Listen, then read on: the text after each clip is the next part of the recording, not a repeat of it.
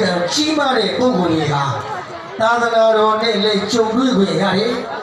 သာသနာပြုကုသိုလ်ကောင်းမှုတွေကိုလည်းပြုခွင့်ရတယ်ဘုံကံရှားပါတဲ့ပုဂ္ဂိုလ်တွေကတော့သာသနာတော်အတွင်းမှာလူဖြစ်ခွင့်ရတော့လည်းပဲသာသနာတော်ကိုကြီးညိုတတ်တဲ့သရတရားမရှိတဲ့အတွက်ကြောင့်သာသနာပြုခွင့်မရနိုင်ကြဘူးဒါကြောင့်ဒီကနေ့သူတော်ကောင်းများဟာ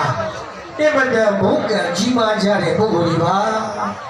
ဘုံဆိုတာဟာဘုံဆိုတဲ့စကားလုံးကလာပါတယ်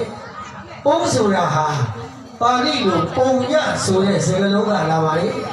ပုံညဆိုတာဟာကုသိုလ်ကောင်းမှုတဲ့ဒါကြောင့်ဒီကနေ့သူတော်ကောင်းများဟာအတိတ်ဘဝတွေတော့ကကုသိုလ်ကောင်းမှုကံတွေကိုများစွာပြုခဲ့တဲ့ပုဂ္ဂိုလ်တွေ